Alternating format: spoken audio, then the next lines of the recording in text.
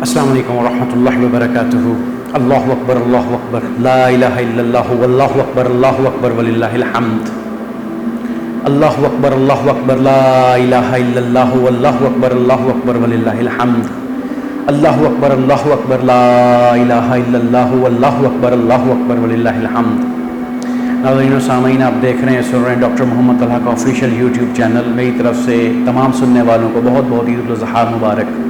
اللہ تبارک و تعالی ہماری قربانیوں کو، جو ہم نے قربانیاں خریدی ہیں سنت ابراہیمی علیہ السلام کی ادائیگی کے لیے، ان کو جو ہم نے ادا کی ہیں اس کو قبول فرمائے اپنی بارگاہ عالیہ کریمیہ رحیمیہ میں، اور اس کی اجر اور اس کی ثواب اللہ تبارک و تعالی تمام قربانی کرنے والوں کو عطا فرمائے، اور اس قربانی کے اثرات وطن عزیز پاکستان کے اندر منتقل فرمائے، تمام امت مسلمہ کے اندر منتقل فرمائے، اور اسلام کو کے سنہری اصولوں کو اپناتے ہوئے پاکستان کو اسلام کا گہوارہ بنائے، اخوت بھائی چارے کا گہوارہ بنائے، اثار و قربانی کا گہوارہ بنائے، آمین ثم آمین۔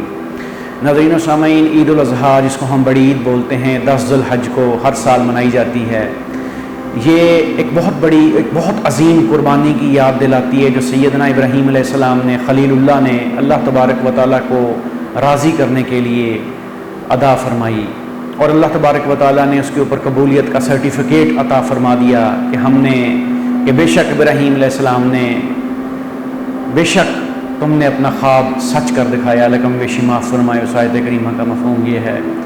تو یہ قربانی صرف ایک نبی سے لینے کا مقصد یہ تھا کہ تمام امت کو یہ پیغام منتقل کر دیا جائے کہ جب اللہ تبارک و تعالیٰ کی رضا مطلوب ہوگی تو ہم اپنی سب سے پیاری چیز بھی اللہ کے راستے میں قربان کر دیں گے۔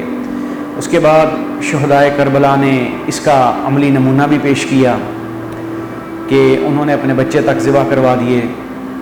تو اب بات یہ ہے کہ ہم اللہ تبارک و تعالیٰ کو راضی کرنے کے لیے کیا کر رہے ہیں اور ہم نے کیا کرنا ہے، یہ اس قربانی کا مقصد ہے۔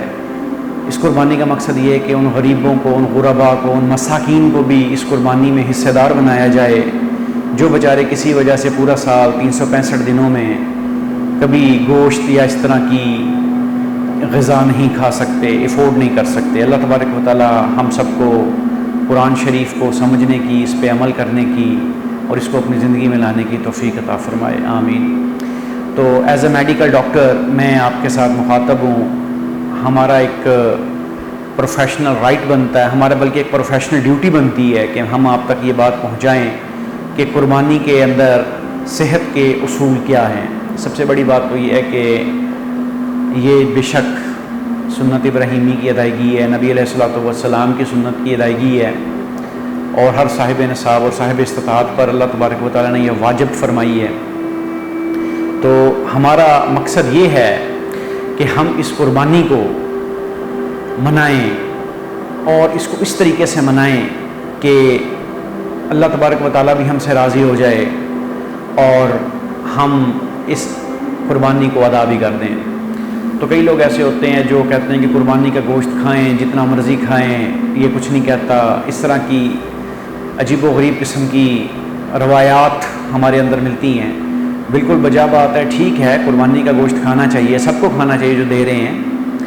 اللہ تبارک و تعالیٰ اس دن کی برکت سے یہ گوشت وہ ہر غریب، مساکین، فقراء، عمرہ سب اس کو کھائیں، لیکن احتیاط بہت ضروری ہے۔ سب سے بڑی بات تو یہ ہے کہ جو بلڈ پریشر کے، بلند فشار خون کے مریض ہیں، وہ اپنی دوائیوں، ادویات جو لے رہے ہیں، وہ اس میں کوئی کوتاہی نہ کریں، وہ ادویات لیں، ابال کر گوشت کو استعمال کریں، کالی مرچ میں بنا کر استعمال کریں، اور ہلکا مسالہ رکھ کر استعمال کریں، تو انشاءاللہ ان کو کچھ نہیں ہوتا۔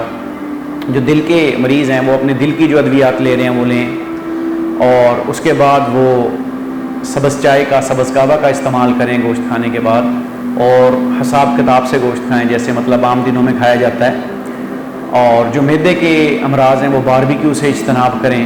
معدے کے مریض جو ہیں، جو معدے کے امراض میں مبتلا ہیں، وہ باربیکیو سے پرہیز کریں۔ تیز مرچ مسالہ سے، جو تیز قسم کے مسالے آج کل مارکیٹ میں آتے ہیں، ان سے پرہیز کریں، ان سے اجتناب کریں۔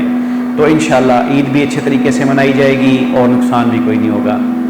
اپنا اور اپنے ساتھ رہنے والوں کا خیال رکھیے گا۔ پاکستان پائندہ باد۔